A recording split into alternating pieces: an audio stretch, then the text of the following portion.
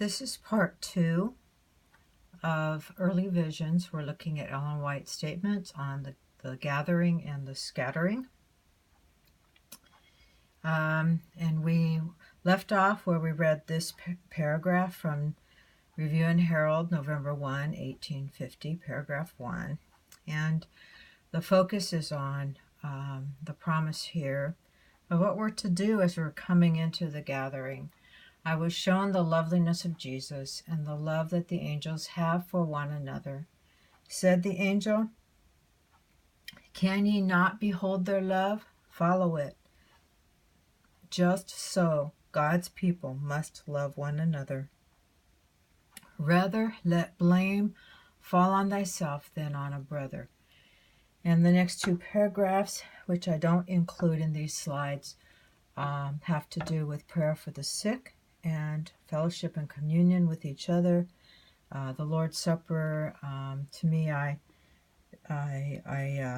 think about the solemn assembly prayer in the book of Joel with that. Then looking at paragraph 4, she highlights a number of last day events, and I include them from Review and Herald, November 1, 1850, but they were also in some of the other quotations that I used and in part 1, but I didn't show it there. Then I was shown that the 7 last plagues will be poured out after Jesus leaves the sanctuary. And at the voice of God, the saints will be mighty and terrible as an army with banners, but they will not execute the judgment written. The execution of the judgment will be at the close of the 1,000 years. After the saints are changed to immortality and are caught up together, they receive harps and crowns. They enter the holy city. And Jesus and the saints are set in judgment. The books are opened, the book of life and the book of death. The book of life contains the good deeds of the saints, and the book of death contains the evil deeds of the wicked.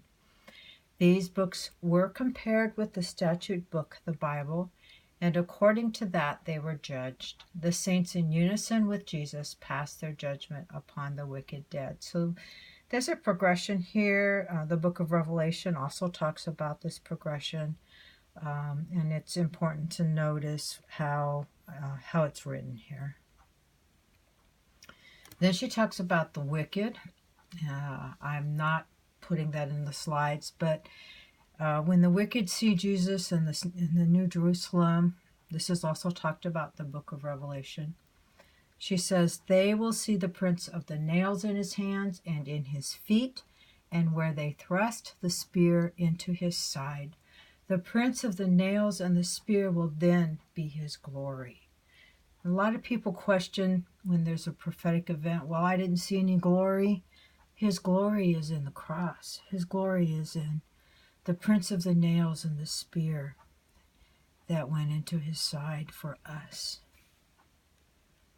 And then I want you to notice here, this is just another paragraph talking about the vision on September 23rd, where the Lord showed her that he had stretched out his hand the second time to recover the remnant of his people. Notice where I highlighted the gathering, the scattering time. These are things that we need to know clearly and understand what happens when we have a scattering time, when we have a gathering time.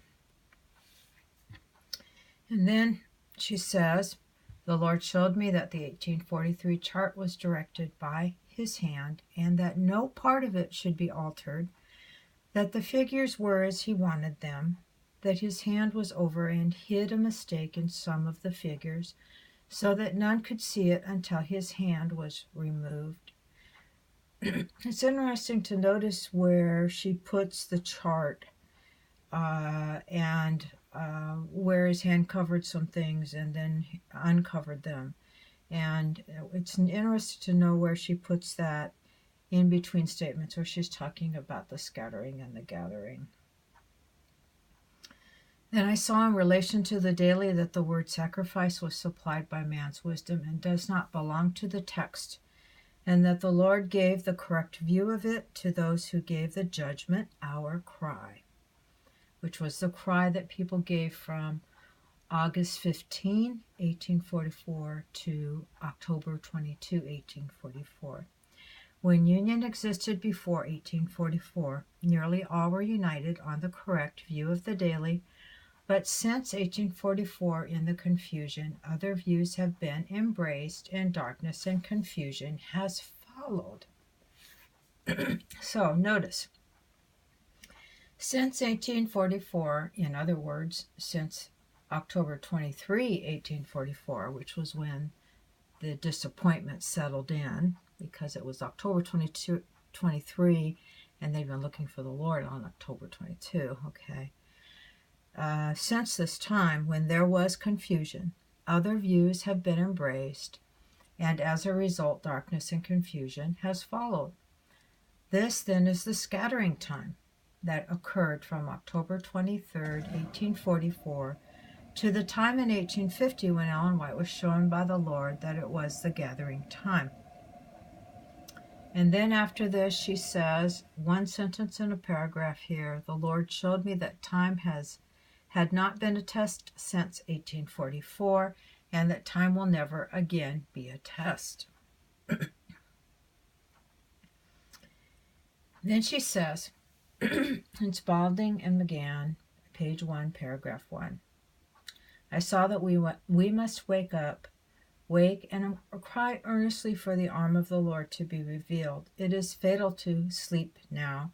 Time is almost finished. I saw that it was a shame for us to refer to the scattering for examples to govern us now in the gathering time. For if God does no more for us now than he did then, we shall never be gathered. In the scattering, Israel were torn and smitten, but now God will bind up and heal them. Remember that she wrote this in 1850, and then the Civil War came around 1863. And they were in a gathering time before the Civil War. And then she says again, I saw that God had stretched out his hand the second time to recover the remnant of his people. They are these who have been covered up in the rubbish since 1844. I saw that efforts to spread the truth should now be put forth, such as in 1843 and 1844. In the scattering, efforts to spread the truth had but little effect, accomplished but little or nothing. And now in the gathering time, when God has set his hand to gather his people, efforts to spread the truth will have their designed effect, and all should be zealous and united in the work. I saw that a paper was needed, and all should feel interested in it.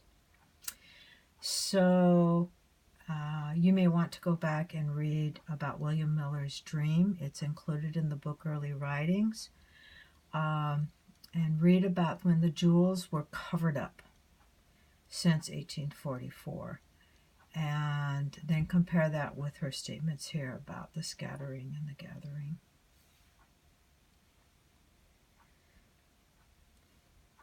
I saw that the truth should be made plain upon tables, that the earth and the fullness thereof is the Lord's, and that necessary means should not be spared to make it plain.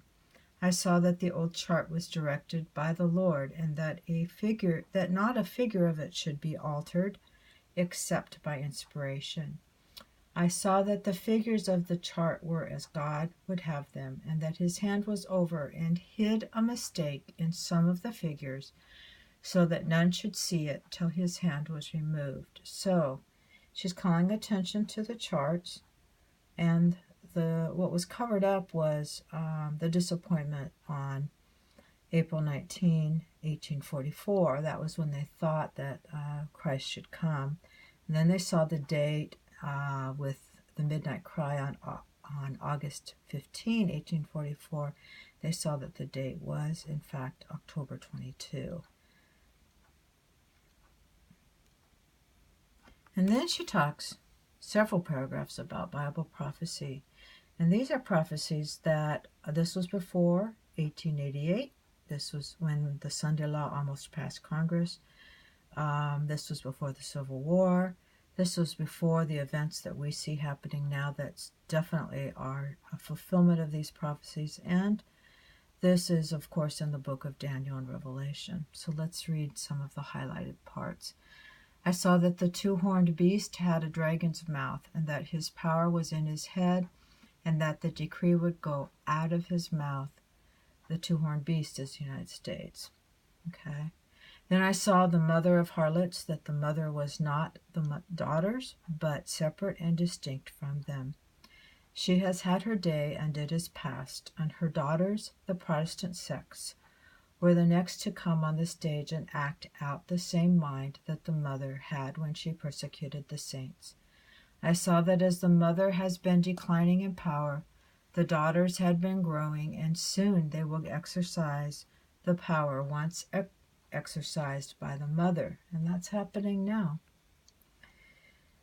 The saints will then be an obscure people, little known. And she talks about how the other churches, the nominal Adventists, will betray the saints and report them as those who disregard the institutions of the people. That is, that they keep the Sabbath and disregard Sunday. Then the Catholics bid the Protestants to go forward and issue a decree that all who will not observe the first day of the week instead of the seventh day shall be slain. And the Catholics, whose numbers are large, will stand by the Protestants. The Catholics will give their power to the image of the beast, and the Protestants will work as their mother worked before them to destroy the saints.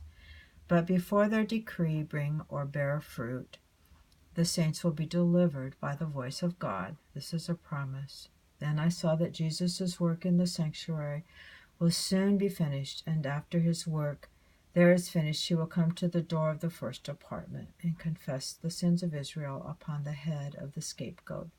And this is referenced to also in the book of Revelation.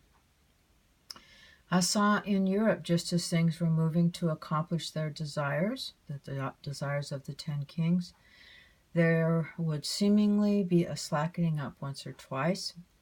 Thus the hearts of the wicked would be relieved and hardened, but the work will not settle down, only seem to. For the minds of the kings and rulers were intent on overthrowing each other, and the minds of the people to get the ascendancy. Now, once or twice slackening up with this, trying to overthrow each other, this sounds to me like the First and Second War. I saw that all things are intently looking and stretching their thoughts on the impending crisis before them. This is happening now, right? The sins of Israel must go to judgment beforehand. Every sin must be confessed at the sanctuary. Then the work will move. It must be done now.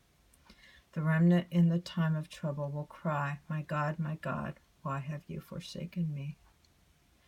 And there's a promise. The latter rain is coming on those that are pure. All then will receive it as formerly.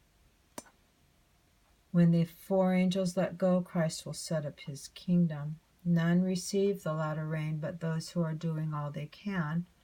Christ would help us. All could be overcomers by the grace of God through the blood of Jesus. All heaven is interested in the work. Angels are interested. These are promises. So here's these quotes again. I'll pause. You can look at, just read them.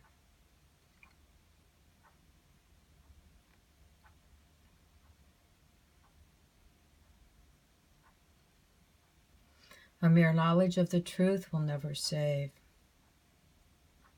How long, then, angel of God, before the message will go with a loud voice? Other things to be accomplished.